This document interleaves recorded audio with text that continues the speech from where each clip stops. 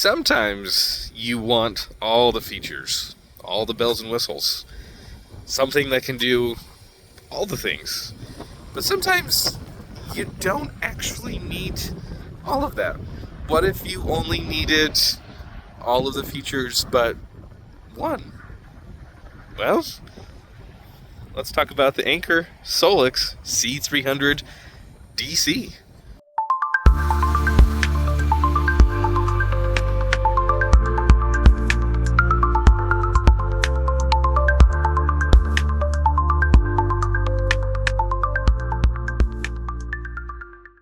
Hey everybody, how's it going? Welcome to another It's Not a Problem, It's a Passion video. I'm trying a little different camera today. Let me know down in the comments what you think about this camera, if I should stick with this one or go back to the other one. So today we're going to be talking about the Anker Solix C300DC, part of the C line that Anker has recently come out with. This one is a little different because it's only DC, hence the 300 DC. Go figure. So it's only a DC variant, but if that's what's going to work for you, that could be really good. Because it's only DC, it's not very big. It does have a 288 watt hour battery capacity is what it's rated for, with a total DC power output of 300 watts, which is pretty substantial for the size that it is.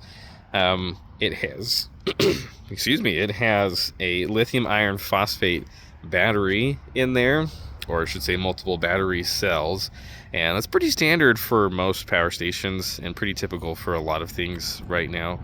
And if you were to cycle that, discharge it and charge it up once per day, it lasts you well over 10 years, so it definitely has the longevity in there. But with all of that, it only weighs just 6.1 pounds, so it's really not, it's not that heavy. It is nice that it has a carry strap that kind of folds away. It also has the ability that you can get a strap so you can throw it over your shoulder, and they kind of show it as a advertising that you could take it hiking, if you will.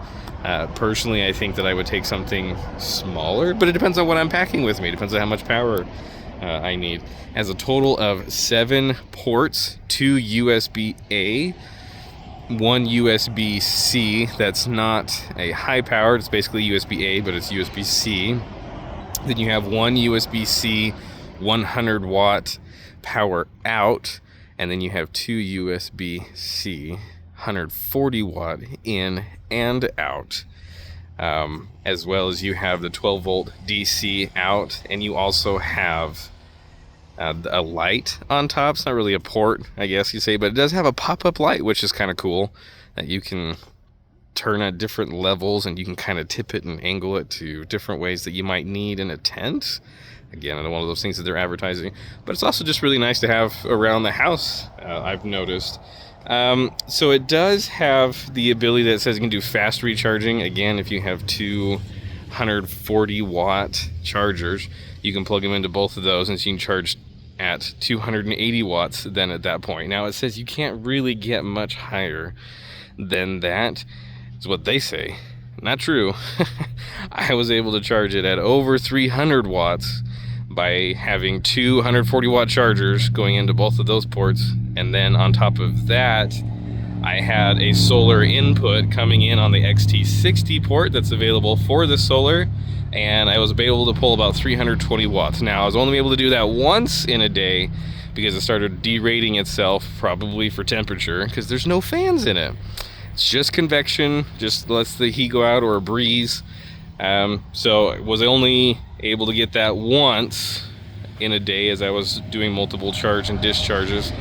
But I was able to put a fan next to it, just a tiny little USB fan, and blow some air through it, and I could see those charging speeds come back up, which is how I knew it was thermal throttled, but everything is good that way. So it's, again, one of the lightest stations that you'll see there. It has the 3.1 ports, and it's a nice little station to kind of pack around. So let's go ahead and get into some of those test results. All right, now we are here at the testing section, or at least the testing results. You saw a couple of the video shots of me doing the testing, but really efficient across the board. And as you can also tell, I've had this since November of 2024 and many cycles on it, including all these test cycles. So this is a pretty good representative of, even after close to a year's use, you're still going to have pretty good capacity. So on the 1 amp, 92.5%. On the 2 amp, 94.1%. 3 amp was also 94.1%. Then the 4 amp actually got more efficient, 94.4%, with the 5 amp being 91.5%. And then, of course, the XT60 was a 94.8%, which brings us overall, as an average, pulling different levels of power.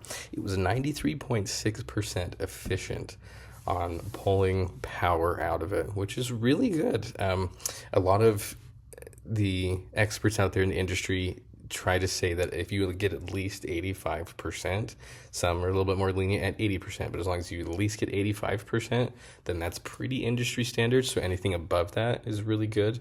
I'd like to think that I would like to see at least 90%.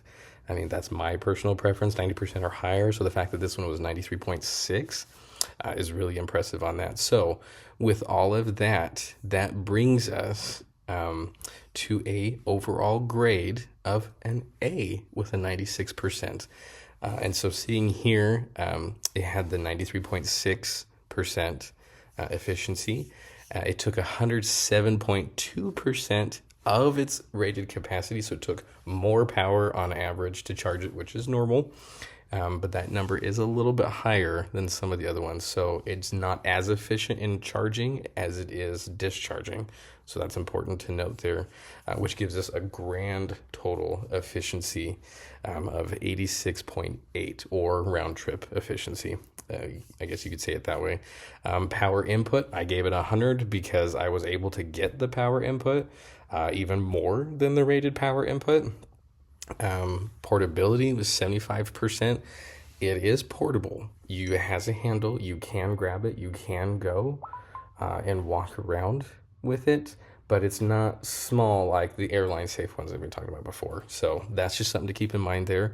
When it comes to features, it has all the features. It has all the ports. It has a light. It has the Wi-Fi features, the app controlled that I really personally enjoy. It has all the features that I would want in something like that. So I think that it gets 100 on there. Thermal, I gave it an 85 because I did see a couple of times that it did derate just because it didn't have fans in there. But like I mentioned before, I just put a fan on it and it was blowing some of the heat out, and those speeds came right back up. So Anker, if you're watching this, I think it would be important for me to point out that if you were to put even just a little fan in there, yes, you may lose out on your efficiency, but just a little fan would be helpful, especially if you're charging with solar panels and it could be sitting out in the sun because you're charging it with solar panels. It's going to get warm, and so you're going to start having some throttling, so it's not going to perform as well. So a little bit of a deduction on points there too.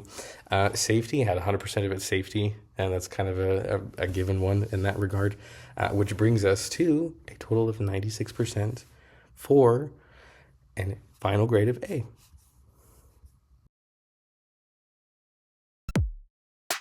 Well, there you have it. Another one for the grading books.